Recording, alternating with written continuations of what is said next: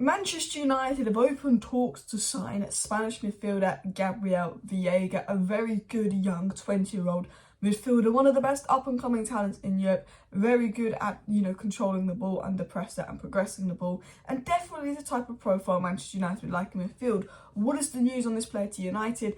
What is the news on the story? Is it reliable? Is it not reliable? First of all, if we're linked to someone that isn't an obvious name, I always think, well, this is a story with some kind of truth in it, and this isn't an obvious name. But something that doesn't have a lot of truth in it at the moment is the takeover news. We get told one thing from one journalist, another thing from another journalist. Every single journalist has a different estimate for Qatar's bid. And at the end of the day, there is a non-disclosure agreement on the bids. Everything that is released from the Rain Group. Everything that's released is released for a reason. And while it looks like Sir Jim is winning the race, and I do think Sir Jim is going to be the next owner of Manchester United, unfortunately, because his bid per share is reportedly more valuable than Sheikh Jassim's. However, we don't know that for a fact. But, that would mean the Glazers would get more money per share, and the Glazers are greedy, and it's all about money. Qatar aren't out of this race. There could be another round of bidding for Qatar. We're going to really talk about what actually could happen. We'll talk about what's been said on the takeover, but we'll actually talk about what we know on the takeover. Not this and this and this and this, but we're going to talk a little bit later on about what we know on the takeover, what is going to happen this week. Essentially, a preferred bidder will be picked this week, which could be Qatar, which could be Jim, which could give Qatar another chance to up their bid to beat Jim, etc, etc. So we'll get into that, but first of all I want to get into the transfer news. So smash that like button, subscribe down below if you're new, and of course share the video.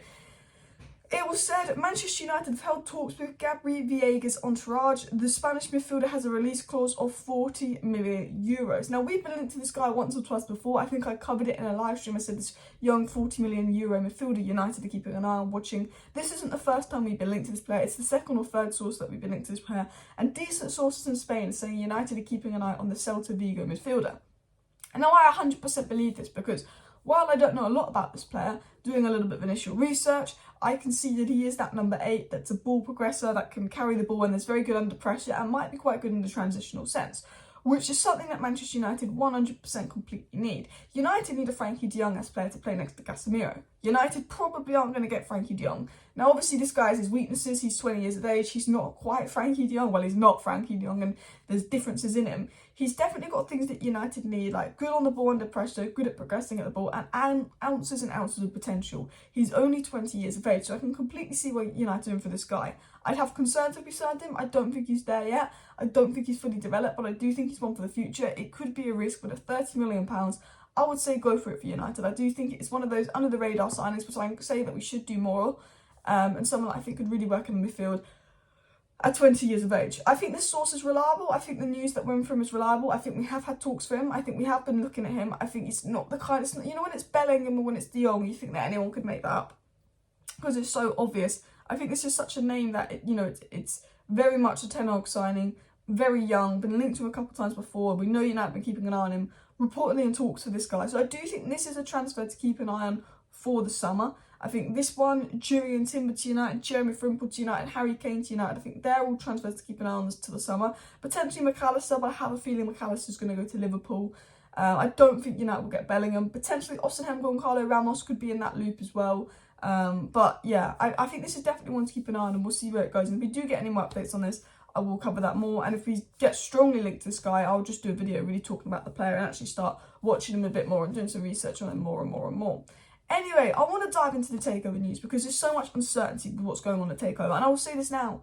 I'm going to get into what the Telegraph said yesterday, and because, I think that gives us some indication of, I think this story by the Telegraph is what would happen next, which is, I think, is important. But what we will say on the takeover is we've got lots of sources saying lots of different things, and some are corroborating other sources, some aren't. And I think it's really confusing with the takeover to know what's happening because I don't think anyone really knows what's going on. I think these journalists are actually being played by the Glazers. I think the Glazers are deliberately leaking information to journalists that may or may not be true. It's part of a negotiation game.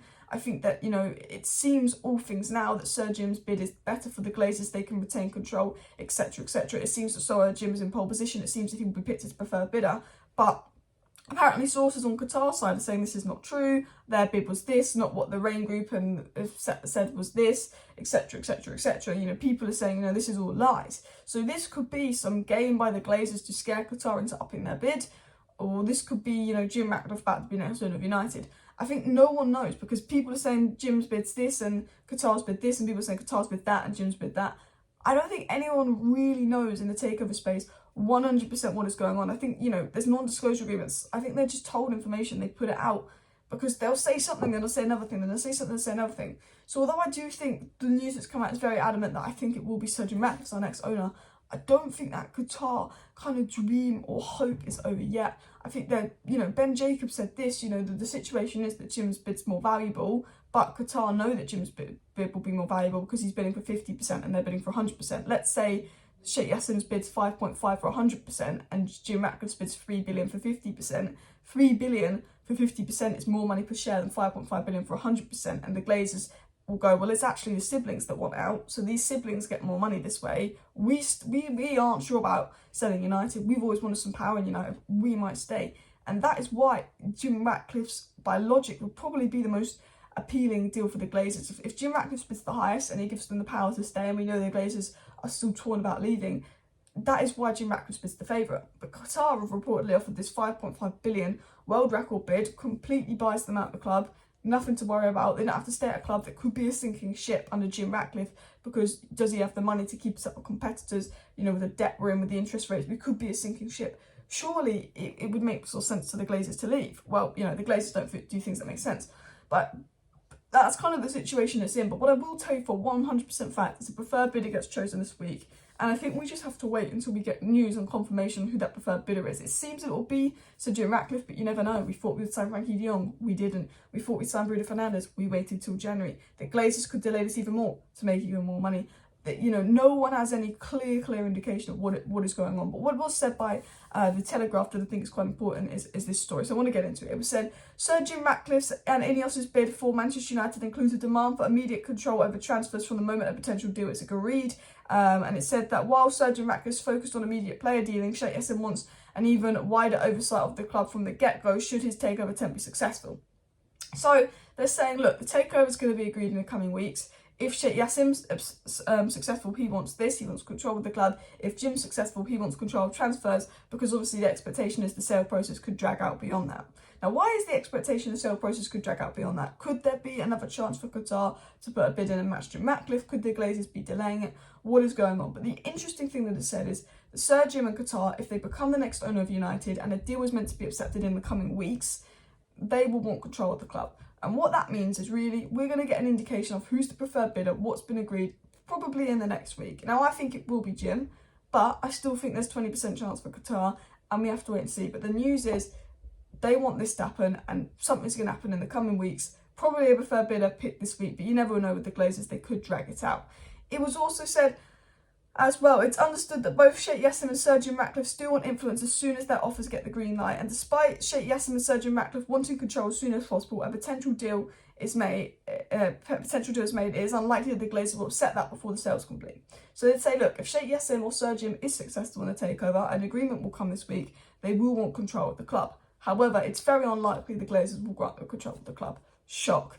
They will agree a sale, they'll want to do transfers, and the Glazers will stop the transfer window from happening because they want to make sure they can rinse every ounce of money out of this club. But the interesting thing about this article from the Telegraph is it's just saying, you know, it's not about this bids this, and this bids this, and this bids this. I think this is a story from the Telegraph where I'm like, this is true. This story is very much like, these are the two bidders in for United. One of them's going to be picked as preferred bidder. One of them's likely to be agreed. There could be even a bit more of a stretch to this, but the one that is picked will want this and this and this. If they're picked, a deal for the takeover will be agreed soon. And I think that is all we can do. And I hate saying that, but all we can do as United fans is sit and wait and see what decision the Glazers come to. Whether we like it or not, there's a decision coming in the coming weeks, and we'll know soon. And, you know, hopefully Glazers out, but you don't know. Smash a like, smash a subscribe. Thank you for watching today's video. See you next time. Bye.